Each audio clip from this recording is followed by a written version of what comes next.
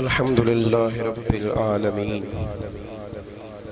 والعاقبة للمتقين والصلاة والسلام على سيد الأنبياء والمرسلين وعلى آله وأصحابه أجمعين أما بعد أعوذ بالله من الشيطان الرجيم بسم الله الرحمن الرحيم ذلك الكتاب لا ريب فيه صدق الله العظيم وصدق رسوله النبي الكريم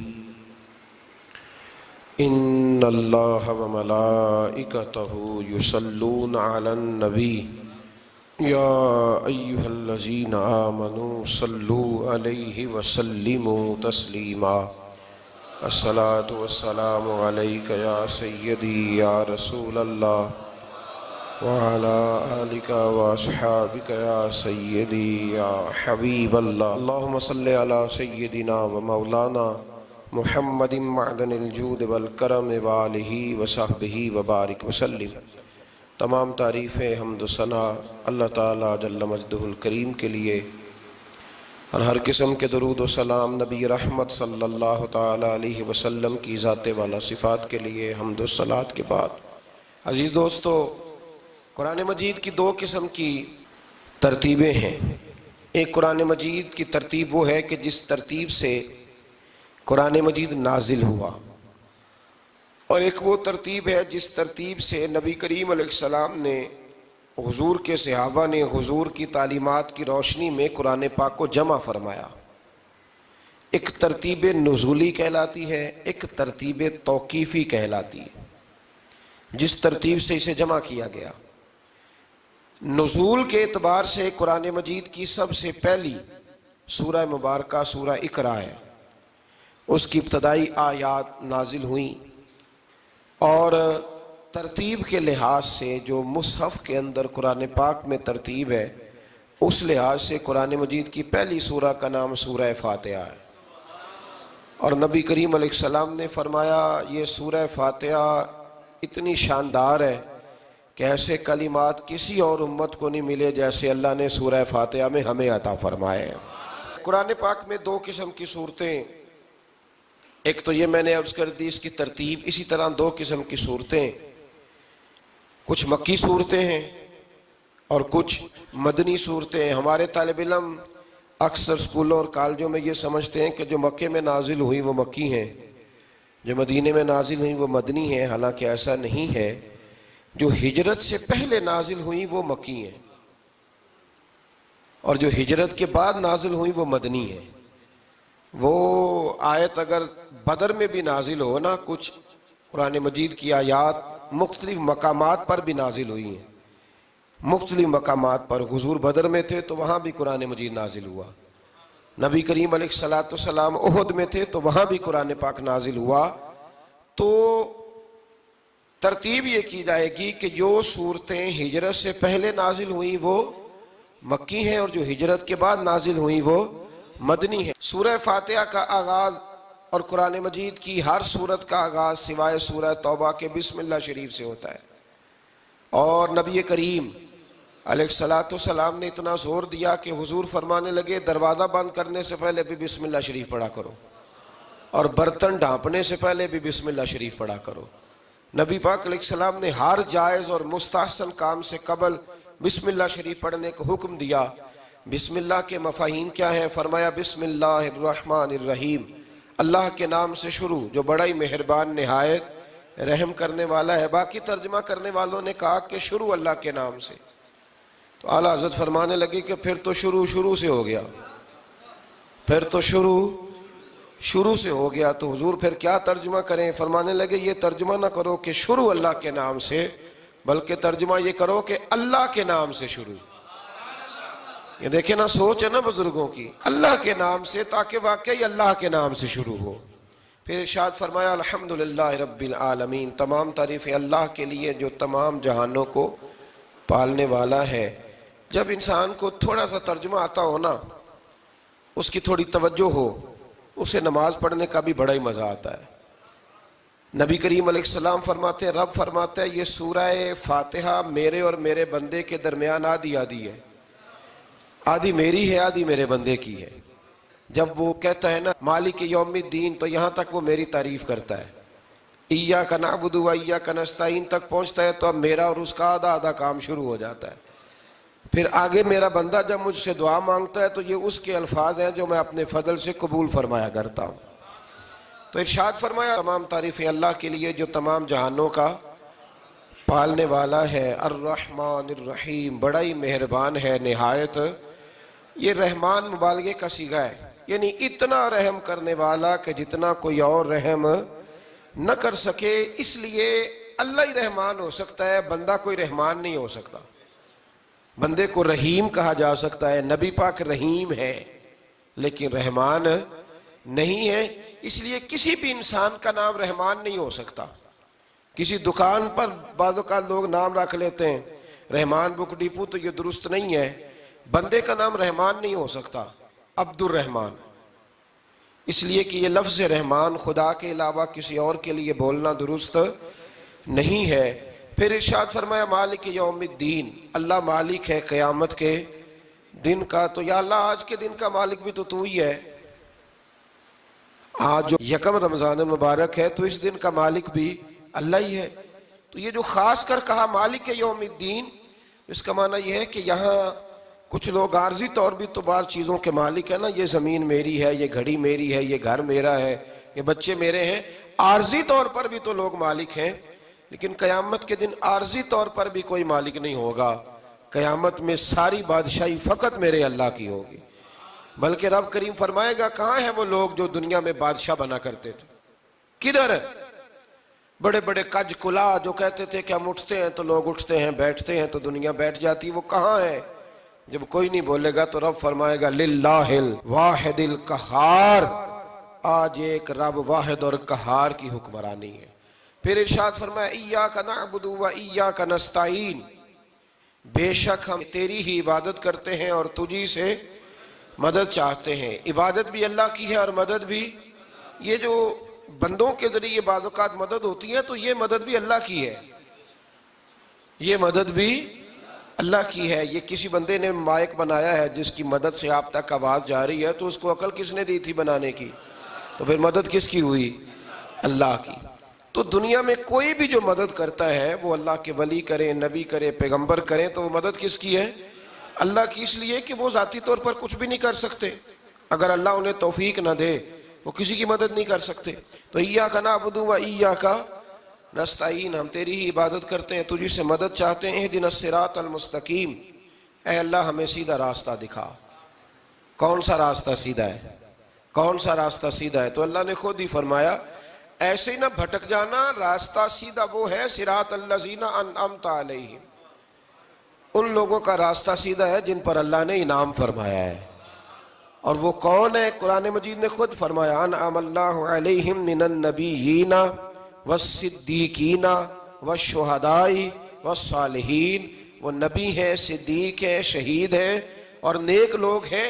فرمایا اپنی مرضی کے راستے پہ چلو گے تو بھٹک جاؤ گے. رب کی بارگاہ میں سوال کرنا کہ وہ تمہیں نبیوں کے، صدیقوں کے، شہیدوں کے اور نیک لوگوں کے راستے پہ چلائے.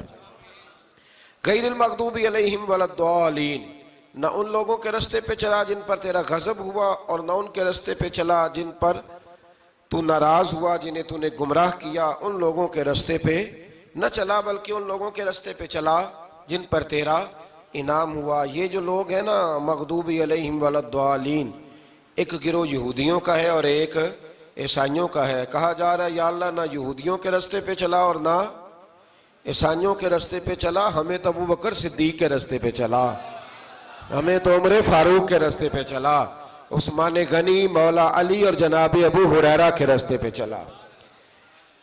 اب یہ سورہ فاتحہ کا تو میں نے مکمل ترجمہ عرض کیا. سورہ بقرہ یہ قرآن مجید کی سب سے بڑی سورہ ہے. ایک حدیث اس کی فضیلت پہ سن لے. نبی کریم علیہ السلام نے فرمایا جس گھر میں سورۃ بقرہ پڑھی جائے نا، فرمایا جن کیا وہاں سے تو شیطان بھی بھاگ جاتا ہے. سورہ بقرہ گھروں میں پڑھیں، یہ سب سے بڑا تعویذ ہے. اگر گھر میں جنات ہوں، کوئی آسیب ہوں، اور یہ وہ والا تعویذ ہے جو مدینے والے رسول نے عطا فرمایا ہے. یہ سب سے بڑی سورہ ہے. مفسرین فرماتے ہیں اگر کوئی استدلال کی قوت رکھتا ہو تو ایک 100 چیز کا اللہ نے حکم دیا ہے. بلکہ امام اعظم فرماتے ہیں 100 تھوڑی ہے، میری نظر سے پڑھو تو 1000 چیزوں کا حکم دیا ہے، 1000 سے منع کیا ہے، اور 1000 قسم کی نصیحتیں اللہ کریم نے سورہ بقرہ کے اندر فرمائی ہیں.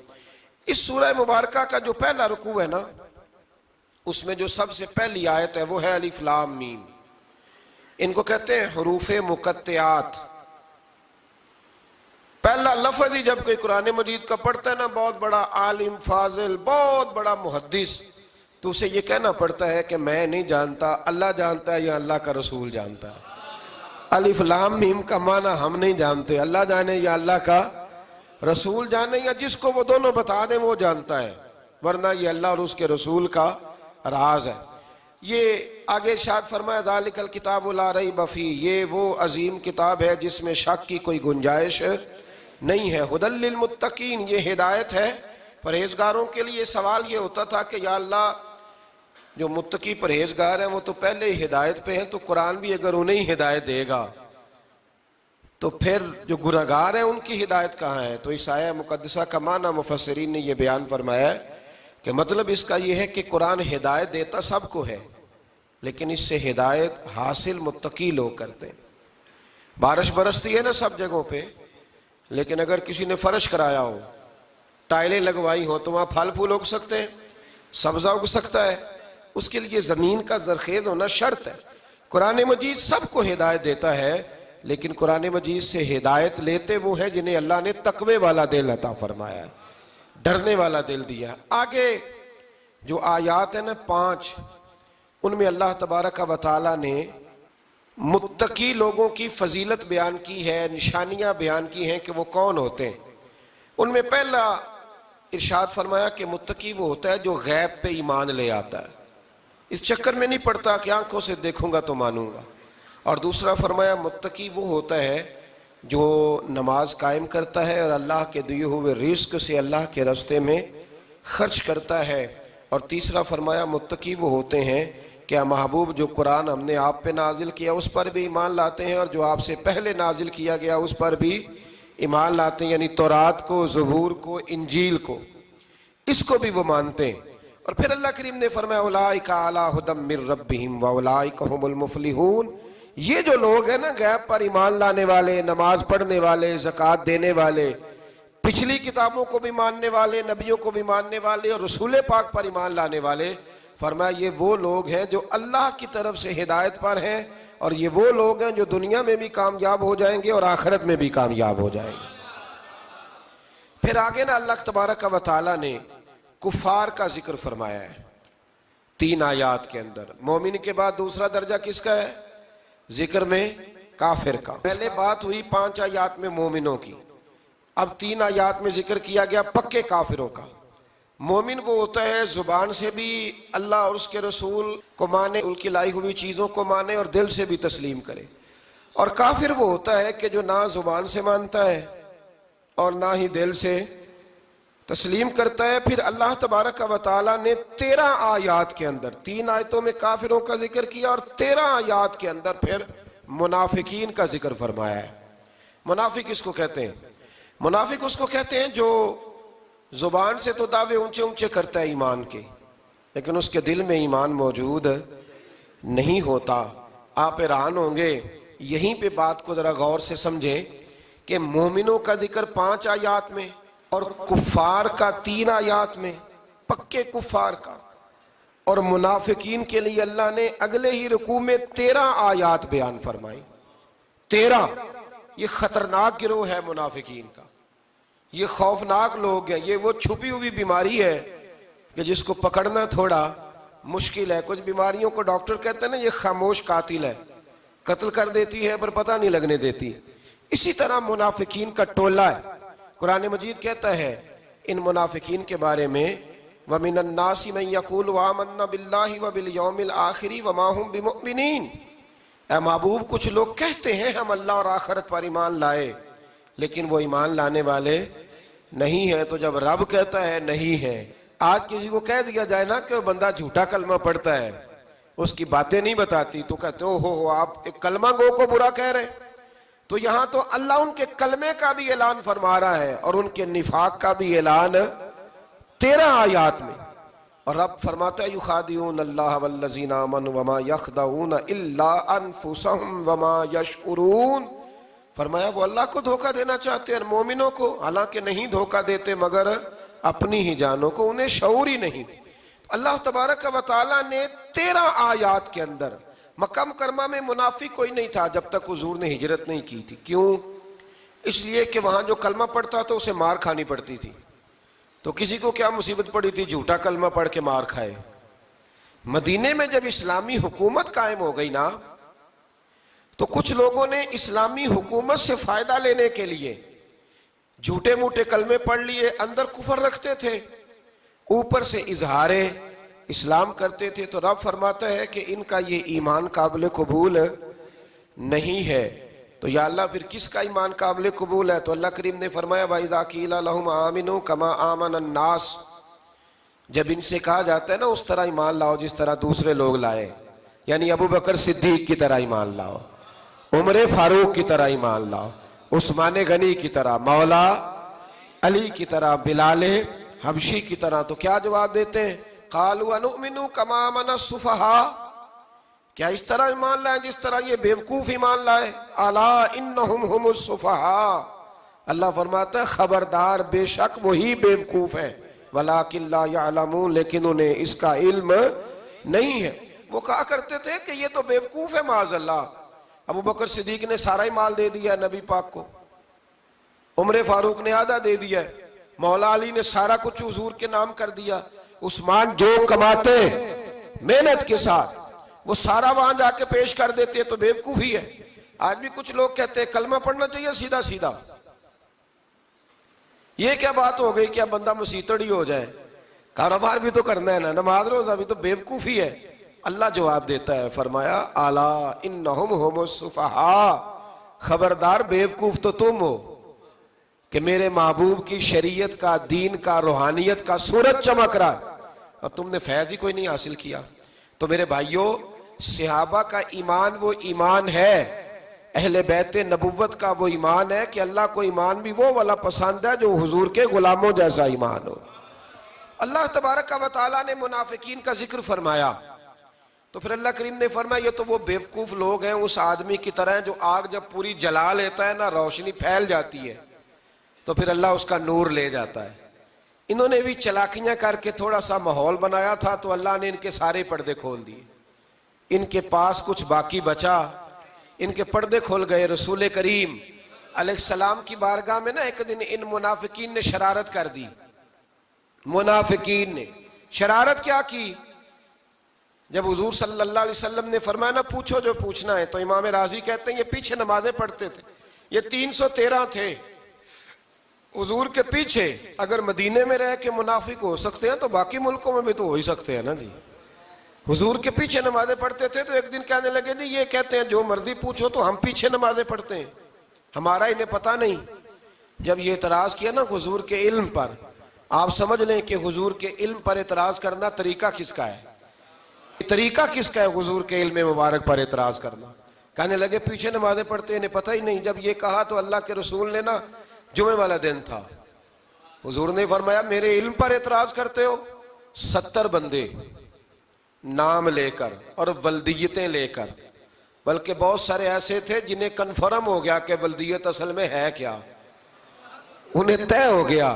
حضور کے بے ادب کے لیے یہ طے کرنا بھی مشکل ہوتا ہے نا. طے ہو گیا کہ ولدیت ہے کیا. 70 بندے نام لے کے حضور نے مسجد نبی سے نکال دیے. فرمایا یا فلاں بن فلاں قم فخرج فإنک منافق، او فلاں کے بیٹے فلاں کھڑا ہو جا، نکل جا، تو منافق ہے. حضور نے 70 بندے نکال دیے. اب 70 بندے اکٹھے گلی میں نکلیں تو رش تو پڑ جاتا ہے نا. حضرت عمر فاروق لیٹ ہو گئے، جمعے میں آ رہے تھے. ان کو جاتے ہوئے دیکھا تو عمر فاروق فرمانے لگے جمعہ ہو گیا ہے. بھئی 70 بندے نکل آئے باہر، جمعہ ہو گیا ہے. تو ایک منافق کہنے لگا تھا کہ نہیں حضور نے نکال دیا. تو عبداللہ بن ابی سلول جو ان کا سربراہ تھا نا، وہ کہنے لگا چپ کر. حضرت عمر سے کہنے لگا ہاں جی ہو گیا ہے. وہ بھی کہنے لگا تھا نہیں ہوا، ہمیں نکال دیا گیا ہے. تو یہ سردار بولا، کہنے لگا ہو گیا ہو گیا. حضرت عمر کہنے لگے چلو جمعہ ہو گیا تو جا کے اندر حضور کی زیارت ہی کر لیتا ہوں، لیٹ تو ہو ہی گیا ہوں۔ حضرت عمر اندر چلے گئے تو پیچھے سے وہ منافقین اپنے سردار سے کہنے لگے کہ 2 منٹ میں عمر کو پتہ چل جائے گا کہ تم نے جھوٹ بولا ہے۔ عمر کو جا کے پتہ چل جائے، کہنے لگا بڑے پاگل ہو، میں نے تمہاری جان بچائی ہے، نبی پاک نے تو مسجد سے نکالا ہے نا۔ تو عمر کو پتہ چل جاتا نا منافق ہیں، تو ابو بکر بھی مسجد میں تھے، علی بھی مسجد میں تھے، عثمان بھی مسجد میں تھے، بچانے والا ہی کوئی نہیں تھا۔ عمر نے تلوار لے کے تو دنیا سے ہی نکال دینا تھا، تو میں نے جان بچائی ہے، آپ جائیں گے نا اندر تو حضور ٹھنڈا کر دیں گے، فرمائیں گے چلو میں نے نکال جو دیا ہے۔ تو یہ وہ منافقین کی جماعت ہے۔ دوسرے سے تیسرے رکوع میں نا اللہ تعالیٰ نے انسان کو یاد کرایا ہے کہ تو نے عبادت اپنے رب کی کرنی ہے، اور فرمایا رب تمہارا وہ ہے جس نے تمہارے لیے زمین کو فرش بنایا ہے، آسمان کو چھت بنایا ہے، اور آسمان سے پانی برسا کے تو زمین سے پھل اگائے ہیں، رزق لکم، وہ بھی تیرے کھانے کے لیے اگائے ہیں۔ وہ جو آسمان سے بارش برسا کے زمین سے سبز اور پھل اگائے ہیں تو وہ بھی تیرے لیے۔ جب سارا کچھ تیرے لیے بنایا تو بھی تو عبادت کرنا اپنے رب کی، پھر کسی کو اس کا شریک نہ ٹھہرا۔ ایک چیلنج بھی کیا قرآن مجید نے اس رکوع کے اندر۔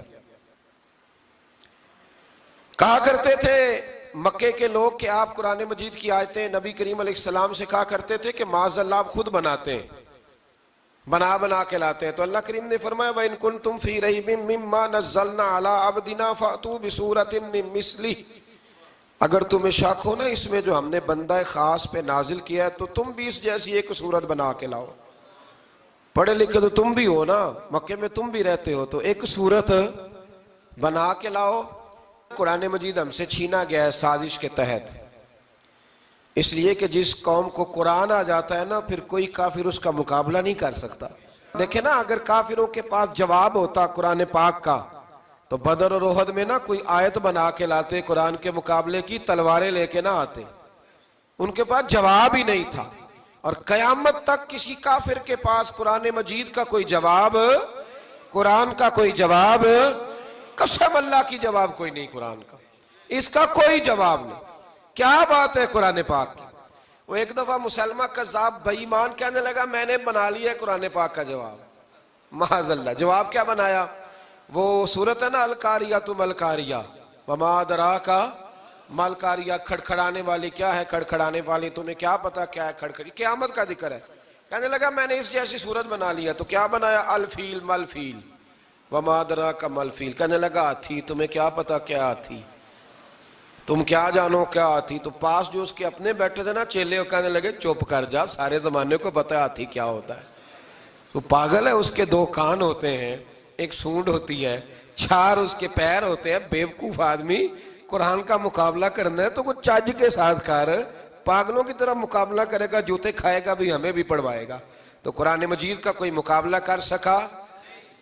تو اس آیہ مبارکہ میں اللہ نے کافروں کو یہ کہا اگر مقابلہ نہیں کر سکتے تو پھر اللہ سے ڈرو، ورنہ دوزخ میں ڈالے جاؤ گے، وہ جس کا ایندھن آدمی اور پتھر ہے، اور بنائی بھی کافروں کے لیے گئی ہے۔ اعدت للکافرین، جہنم کس کے لیے بنائی گئی ہے؟ کافروں اور منافقوں کے لیے۔ مسلمانوں کے لیے بنائی گئی، مسلمان مرضی سے چھلانگے لگائیں تو ان کی موج ہے، ورنہ ان کے لیے جہنم، ان کے لیے اللہ نے جنت بنائی ہے۔ اور یہ بات کرتے ہی رب کریم نے فرمایا اے محبوب علیہ السلام مومنوں کو خوشخبری دے دیں کہ اللہ نے ان کے لیے جنت بنائی ہے، اس میں باغات ہیں، انہیں رزق دیا جائے گا کھانے کے لیے، اور اس میں انہیں پاکیزہ بیویاں دی جائیں گی، اور پھر وہ اس میں ہمیشہ رہیں گے، انہیں اس سے نکالا نہیں جائے گا۔ آگے جو آیات کریمہ ہے نا اس کے اندر اللہ تبارک و تعالیٰ نے فرمایا ہے کہ اللہ حیا نہیں کرتا سمجھانے کے لیے، مچھر کی مثال بھی دینی پڑے۔ فرمایا قرآن سے کچھ لوگ ہدایت حاصل کرتے ہیں اور کچھ گمراہ ہو جاتے ہیں۔ جب لوگ اپنی مرضی کی تشریحات چاہتے ہیں تو گمراہ ہوتے ہیں، اور جب قرآن کو رسول اللہ صلی اللہ علیہ وسلم اور امت مسلمہ کی تشریحات کی روشنی میں سمجھتے ہیں تو پھر اللہ ہدایت عطا فرماتا ہے۔ پھر اللہ تبارک و تعالیٰ نے آگے ارشاد فرمایا حضرت آدم کی پیدائش کا واقعہ۔ کچھ مفسرین نے لکھا اللہ نے مشورہ کیا تھا فرشتوں سے، وَإِذْ قَالَ رَبُّكَ لِلْمَلَائِكَةِ إِنِّي جَاعِلٌ فِي الْأَرْضِ خَلِيفَةً، لیکن کچھ مفسرین کہتے ہیں کہ اللہ کو ضرورت نہیں فرشتوں سے مشورہ کرنے کی. اللہ نے فرشتوں سے مشورہ نہیں کیا، بلکہ رب نے انہیں آگاہ فرمایا تھا کہ میں لگا ہوں زمین پہ اپنا نائب بنانے، میں خلافت دینے لگا ہوں زمین پہ.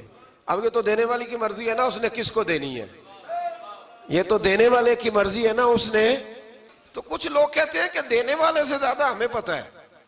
تو فرشتوں کو بھی یہ اجتہادی خطا ہو گئی، کہنے لگے یا اللہ اسے نہ بنانا، یہ فساد کرے گا، یہ خون ریزیاں کرے گا. تو اللہ نے فرمایا جو میں جانتا ہوں وہ تم.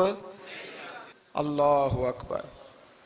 امام راضی فرماتے جب رمضان آتا ہے تو اللہ فرشتوں سے کہتا ہے ذرا یہ کھول کے دروازے دیکھو نا یہ زمین پہ کیا کر رہے ہیں. تم تو کہتے تھے فساد کریں گے اور یہ سارے تراویحاں پڑھ رہے ہیں. تم تو گویا کہتے تھے فساد کریں گے اور یہ تو دیکھو گویا رمضان کے روزے رکھ رہے ہیں، یہ تو میری یاد میں نکلے ہوئے ہیں. تم کچھ کہتے تھے اور دیکھو میں نے تمہیں کہا تھا نا جو میں جانتا ہوں وہ تم. اللہ نے پھر حضرت آدم علیہ السلام کو تمام زمانے کے علوم عطا کیے، علم سکھا لیا. تو فرشتوں سے کہا تم بھی ان چیزوں کے نام بتاؤ، تو وہ بتا سکے نہیں. اللہ نے فرمایا اب اس طرح کرو آدم کو سجدہ کرو. سب نے سجدہ کیا سوائے. وہ کہنے لگا یا اللہ صرف تجھے ہی کرنا ہے، کرنا بھی صرف اللہ کو چاہیے، پر رب کے آگے بھی جھکنا چاہیے، اور جس کے سامنے رب جھکائے نا وہاں بھی. اور یہ جو عاجزی ہے نا، یہ جو جھکنا ہے، یہ علم کے آگے ہے. ہماری مصیبت یہ ہے کہ ہم علم کے آگے بھی گردن جھکانے کو تیار نہیں ہوتے، وہاں بھی ہم خود عالم فاضل بن جاتے. تو فرمایا کہ سب سے کہا سجدہ کرو، سب نے سجدہ کیا سوائے ابلیس کے. تو پھر ہوا کیا وکان من الکافرین، وہ کافروں میں سے ہو گیا. پھر اللہ نے حضرت آدم کو اور جناب حوا کو نا مقام دے دیا جنت میں رہنے کے لیے، اور کہا سارا کچھ کھانا، درخت کے قریب نہ جانا. ابھی آپ کسی سے کہہ دیں تھوڑا سا کہ پیچھے نہ دیکھنا، یعنی اگر میری سمجھ لیں ادب کی وجہ سے کوئی 1.5-2 منٹ یا 6 منٹ نہیں بھی نہ دیکھے گا تو سوچے گا ضرور کہ پتہ نہیں اب پیچھے کیا ہے، مصیبت کیا ہے. یعنی آپ کہہ کے دیکھ لیں کسی کو، پیچھے نہ دیکھنا. فطرت ہے نا انسان کی، وہ جستجو کرتا ہے، کہا اس درخت کے پاس نہ جانا. تو حضرت حوا سلام اللہ علیہ کہتے ہیں دل میں خیال رہتا تھا کہ آخر ہے کیا درخت کے پاس. یہی انسان کا عقیدہ توحید ہے کہ جہاں سے رب منع کر دے وہاں وہ منع ہو جائے. اور یہ ان کی خطا نہیں تھی، یہ اللہ کی حکمت تھی، چونکہ رب نے تو پہلے کہہ دیا تھا بنایا ہی زمین کے لیے، تو یہ تو سارا کچھ ہونا تھا تو زمین پہ آنا تھا نا. تو حضرت حوا اور جناب آدم کے پاس شیطان آیا، اب اس کو نکال تو دیا تھا پر ابھی اس کا جنت میں آنا جانا بند نہیں ہوا تھا، یہ بھی اللہ کی حکمت تھی. تو وہ کہنے لگا تمہیں پتہ ہے بعد میں مر جاؤ گے. تو حضرت حوا کہنے لگی کیا موت بھی آئے گی؟ کہاں، اس کی تکلیف بھی بڑی ہوگی، تو پھر بچیں گے کیسے؟ تو کہنے لگے پھل کھا لو اس درخت کا. تو بچنے کے لیے پھل کھایا تھا. جس طرح لوگ آج بہت سارے کام بچنے کے لیے کرتے ہیں پر بچ سکتے، بچنے کے لیے پھل کھایا. تو اللہ نے فرمایا زمین پہ چلے جاؤ. تو حضرت آدم زمین پہ آئے، پھر کئی 100 سال روتے رہے. فَتَلَقَّى آدَمُ مِن رَبِّهِ کَلِمَاتٍ. تو پھر اللہ نے خود ہی جناب آدم کو کچھ کلمے سکھائے. علامہ اسماعیل لکی فرماتے ہیں وہ کلمے یہ تھے کہ حضرت آدم نے میرے نبی کا وسیلہ پیش کیا، تو اللہ کریم نے جناب آدم کی دعا کو مقبول فرما لیا. پھر آگے بنی اسرائیل کا ذکر آ جاتا ہے. اللہ تعالیٰ نے بنی اسرائیل، آج آپ اسی قوم کو یہودی کہتے ہیں، ان کو اللہ نے اس زمانے میں فضیلت عطا کی تھی بہت زیادہ. تو عرب کے اندر جب نبی پاک علیہ السلام نے اعلان نبوت کیا تو کچھ لوگوں نے یہ کہہ دیا کہ اگر یہ یہودی کلمہ پڑھ لیں گے تو ہم بھی پڑھ لیں گے. تو پھر اللہ نے انہیں یاد کرایا کہ تم اصل میں کیا ہو، تمہیں کلمہ پڑھنا چاہیے. تو اہل یہود کا تذکرہ کرتے کرتے رب کریم نے ایک بات یہ بھی ارشاد فرمائی کہ تم لوگوں کو تو کہتے رہے ہو کہ وہ نبی آنے والے ہیں، وہ نبی آنے والے ہیں، اور جب آ گئے ہیں تو ماننے کو تیار نہیں ہو. تو فرمایا تأمرون الناس بالبر وَتَنْسَوْنَ أَنفُسَكُمْ وَأَنْتُمْ تَتْلُونَ الْكِتَابَ. لوگوں کو بھلائی کا حکم دیتے ہو اور اپنے آپ کو بھول جاتے ہو. افلا تعقلون، تمہیں عقل نہیں؟ پھر اللہ نے انہیں یہ بھی یاد کرایا کہ یاد کرو وہ زمانہ کہ جب فرعون نے خواب دیکھ لیا تھا کہ کوئی بچہ اس کی سلطنت کو تباہ کرے گا، تو پھر اس نے تمہارے بچوں کو ذبح کرانا شروع کیا اور تمہاری بیٹیوں کو چھوڑتا تھا. فرمایا یہ بھی تو تم نے دیکھا. میں نے تمہیں پھر تم سے کہا جہاد کرو قوم عمالقہ کے خلاف، تو مقام طیہ میں جا کے یہ لوگ کہنے لگے ہم سے جہاد نہیں ہوتا. اللہ نے انہیں ایک میدان میں قید کر دیا. بڑی دلچسپ بات. قید تو لوگ ہوتے ہیں نا چار دیواری میں, تو اللہ نے بنی اسرائیل والوں کو جب انہوں نے کہا ہم جہاد نہیں کریں گے تو اللہ نے میدان میں قید کر دیا. میدان میں. یہ یاد رکھیں, جب انسان اللہ کی نافرمانی کرتا ہے تو اسے ایسی قید ملتی ہے جس کا اس نے تصور بھی نہیں کیا ہوتا. ایک میدان ہے مقام طیہ, قید ہو گئے. سارا دن سفر کرتے تھے, سارا دن. تو رات کو تھک کے سوتے تھے, صبح اٹھتے تھے نا جب, تو وہیں ہوتے تھے جہاں کل صبح چلے تھے. تو رب جب کسی کو قیدی بناتا ہے تو اسے زنجیروں کی, سلاخوں کی ضرورت. دعا فرمائے اللہ تبارک و تعالی غموں سے نجات عطا فرمائے. یہ دعا فرمائے. ایسی قید دیتا ہے کہ جس سے پھر چھٹکارا ہو سکتا. تو بنی اسرائیل کا بہت زیادہ تذکرہ اس پارے میں اللہ تبارک و تعالی نے پھر بیان کیا, اور پھر کہا کہ انہیں جو حکم دیا جاتا تھا یہ اس کی سرتابی کرتے تھے. پھر اللہ نے ان پر ذلت نازل کر دی اور یہ ہمیشہ اس کا شکار رہے. قوم سبت کا ذکر فرمایا اللہ نے. ہفتے والے دن کچھ لوگ نافرمانی کرتے تھے. ہمارے بھی ہیلے بہانے ہیں نا آج کل کاروبار میں. تو اسی سپارے کی آیت نمبر 65 کے اندر اللہ تعالیٰ نے حضرت داؤد کی قوم کا ذکر کیا کہ اللہ نے انہیں حکم دیا تھا کہ ہفتے والے دن مچھلیاں نہیں پکڑنی. تو وہ کہتے تھے چلو ہاتھ لگا کے نہیں پکڑنی, ہاتھ لگا کے. وہ ہمارے لوگ ہیلے بہانے تلاش کر لیتے ہیں نا. وہ بڑے جناب انشورنس والا آ گیا, اب وہ بینک والا آ گیا, وہ فلانے صاحب آ گئے, وہ تروڑ مروڑ کے کہانیاں باتیں, اور پھر ہمیں بھی رستے مل جاتے ہیں بچنے کے. مفتی صاحب نے کہہ دیا تھا, ایک مولانا سے میں نے ان کو کہا ہفتے والے دن مچھلیاں نہیں پکڑنی. کہا نہیں پکڑتے, چھوٹے چھوٹے حوض بنا لیے. تو مچھلیاں زیادہ آتی تھی اس دن, یہ بھی اللہ کی قدرت تھی. نماز کے وقت گاہک زیادہ آتے ہیں, یہ اس کی قدرت ہوتی ہے. تو وہ مچھلیاں حوض میں جمع ہو جاتی ہیں. یوں سمجھ لیں کہ جال انہوں نے لگا لیے ہوئے تھے, تو جال میں وہ پھنستی رہتی تھی, حوضوں میں آتی رہتی تھی. ہفتے کو نہیں پکڑتے تھے, اتوار کو پکڑ لیتے تھے. تو پھر اللہ نے انہیں سزا دی. فرمایا تماشے کرتے ہو اللہ کے حکم کے ساتھ. کیا سزا دی؟ فَقُلْنَا لَهُمْ كُونُوا قِرَادَةً خَاسِئِينَ. فرمایا بندر بن جاؤ دھتکارے ہوئے.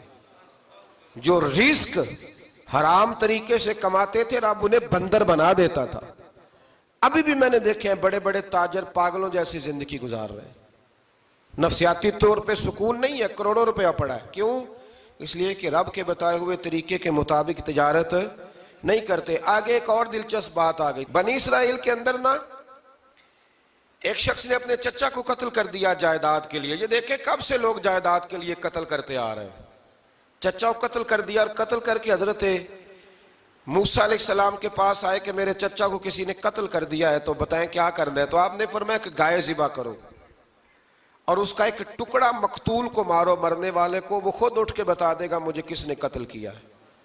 اب ارادہ نہیں تھا گائے ذبح کرنے کا, تو بہانے کرنے لگے. ارادہ نہیں نہ ہوتا تو پھر کیا ہوتے ہیں, کہنے لگے گائے کس طرح کی ہو, بوڑھی ہو کہ بچی ہو, رنگ کیسا ہو, جوان ہو کہ چھوٹی ہو, حال میں ایک دفعہ چلنا سیکھ گئی ہو یا ابھی نہ سیکھی ہو. تو بتاتے گئے تو رب بھی شرطیں بیان کرتا گیا.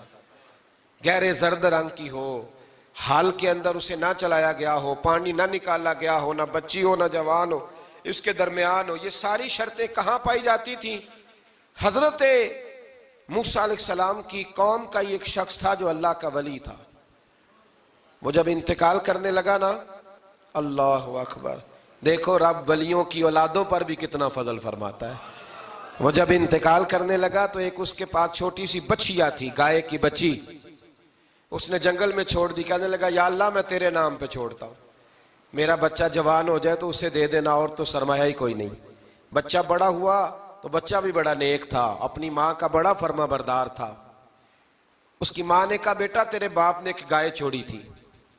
تو بچہ جنگل میں گیا اور جا کے کہنے لگا اے اللہ میری گائے مجھ سے ملا دے. تو رب کریم نے وہ گائے واپس کر دی. وہ گائے گھر لے آیا. اب وہ کہنے لگا اماں بیچ دوں, تو اماں کہنے لگی بیٹا میرے پوچھے بغیر نہ بیچنا. کئی دفعہ گاہک لگے پر اس نے کہا جب تک میری اماں نہ کہے گی میں بیچوں گا. ادھر بنی اسرائیل والے شرطیں جتنی گائے کے بارے میں پوچھ چکے تھے وہ ساری اسی گائے میں پائی جاتی تھی. تو یہ ڈھونڈتے ڈھونڈتے وہاں پہنچ گئے. تو کہنے لگے گائے چاہیے، تو اس نے کہا بھی تمہاری مرضی سے نہیں، قیمت میری مرضی کی۔ ایک مفسر نے تو یہاں تک لکھا ہے کہ اس نے کہا گائے ذبح کر کے نا، تو جتنا گائے کے اندر گوشت ہوگا نا اتنا ہی کھال کے اندر تم مجھے مال بھر کے دو گے، اتنے ہی سکے بھر کے دو گے، اتنی اشرفیاں بھر کے دو گے تو پھر تمہیں گائے دوں گا۔ تو پھر یہ گائے انہیں ملی اور یہ گائے لے کر کے آئے۔ زیادہ سوالات نہ کرتے تو زیادہ الجھتے نہ۔ ہم بھی دین کے معاملے میں بڑے سوال جواب کرتے ہیں، اتنا سوال کریں جتنی اس کی ضرورت ہے۔ ان لوگوں نے سوالات زیادہ کیے تو پھر الجھ زیادہ گئے۔ تو میرے بھائی اس کا ذکر بھی اللہ تبارک و تعالیٰ نے پہلے پارے کے اندر بیان فرمایا۔ پھر اللہ کریم نے فرمایا کہ کچھ ایسے لوگ بھی ہیں یہودیوں میں سے جن کا دعویٰ ہو گیا ہے کہ ہم اللہ کے بڑے پیارے ہیں۔ فرمایا یہ صرف ان کے منہ کی باتیں ہیں، یہ تو قیامت میں پتہ چلے گا نا کہ اللہ کا پیار کس کے ساتھ زیادہ ہے۔ اور پھر یہ بھی یہودیوں نے دعویٰ کیا ہے، اسی پارے میں اللہ فرماتے ہیں کہ ان کا دعویٰ ہے کہ ہم اللہ کے بڑے پیارے ہیں، جنت میں ہم ہی جائیں گے۔ تو اللہ فرماتے ہیں پھر مرنے کی دعا تو کرو، جنت میں تو مر کے جانا ہے نا۔ لیکن رب فرماتے ہیں یہ کبھی مرنے کی دعا نہیں کریں گے، اس لیے کہ انہیں پتہ ہے کہ ہم نے آخرت کے لیے کیا بھیجا۔ لیکن جی پہلا حکم آ گیا یا ایھا الذین آمنوا کہہ کے، پہلی آیت قرآن پاک کی پہلے سپارے میں پہلی آیت جس میں اللہ نے کہا یا ایھا الذین آمنوا، تو پہلا حکم آمنوا کہہ کے۔ آیت نمبر 104 میں جو اللہ نے حکم دیا ہے نا وہ نبی پاک کی تعظیم کا حکم ہے۔ پہلا حکم ہی اللہ نے حضور کی عزت اور ناموس کا ارشاد فرمایا۔ پہلا اس ترتیب کے لحاظ سے وہ ہوا یہ کہ جب نبی پاک کو بات ارشاد کرتے تو صحابہ کرام اٹھ کے عرض کرتے رائینا یا رسول اللہ، حضور سمجھ نہیں آئی ذرا رعایت کر دیں۔ تو یہودیوں کی عبرانی زبان کے اندر نہ ذرا کھینچ کے پڑھتے تھے رائینا، تو اس کا معنی بنتا تھا معاذ اللہ اے ہمارے چرواہے، بکریاں چرانے والے کو بھی وہ رائینا کہتے تھے۔ تو جب صحابہ یہ کہنے لگے تو اللہ نے منع ہی کر دیا، فرمایا میرے محبوب کے غلاموں اس لفظ کے پیچھے چھپ کے، اس لفظ کے پیچھے چھپ کے لوگ میرے نبی کی بے ادبی کر جاتے ہیں۔ تو جس لفظ کا کوئی ایک معنی بے ادبی والا بنتا ہو وہ لفظ بھی میرے نبی کے لیے نہ کہو، لفظ وہ والے کہو جس میں کوئی بے ادبی کا معنی نکلے نہ۔ یہاں لوگوں نے بڑے بڑے لفظ نہیں بول دیے، پھر کہتے میرا مطلب یہ تھا، میرا مطلب وہ تھا، تو تو نے وہ لفظ بولا کیوں جس کا کوئی غلط مطلب بھی نکل سکتا تھا۔ اللہ نے فرمایا یا ایھا الذین آمنوا لا تقولوا رائینا، اے ایمان والو رائینا کہو ہی نہ۔ تو یا اللہ کیا کہیں؟ فرمایا وقولوا انظرنا، تم کہو یا رسول اللہ ایک نظر فرمائیے۔ انداز دیکھیے، انظرنا ایک نظر۔ تو ہمارے بزرگ تو پہلے ہی بڑے پیار والوں نے کہہ دیا یا رسول اللہ انظر حالنا۔ کہتے کہاں سے لاتے ہو جملے؟ میں نے کہا اللہ کی کتاب سے۔ یا رسول اللہ انظر حالنا، یا حبیب اللہ اسمع قالا، تو تم کہو انظرنا، محبوب نظر کرم کریں، واسمعوا، اور کیا ضرورت ہے دوبارہ پوچھنے کی؟ اللہ کہتا ہے پہلے ہی دھیان سے سنا کرو، پہلے ہی واسمعوا، پہلے ہی احتیاط سے سنو، وللکافرین عذاب علیم، اور کافروں کے لیے دردناک عذاب ہے۔ لے جی اسی پارے میں اللہ تبارک و تعالیٰ نے پھر اہل یہود کا ذکر کیا۔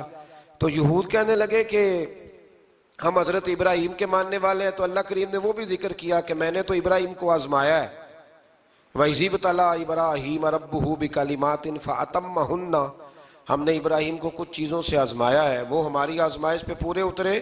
قَالَ إِنِّي جَاعِلُكَ لِلنَّاسِ إِمَامًا، تو پھر ہم نے انہیں کہا کہ ہم آپ کو پوری دنیا کا امام بنائیں گے۔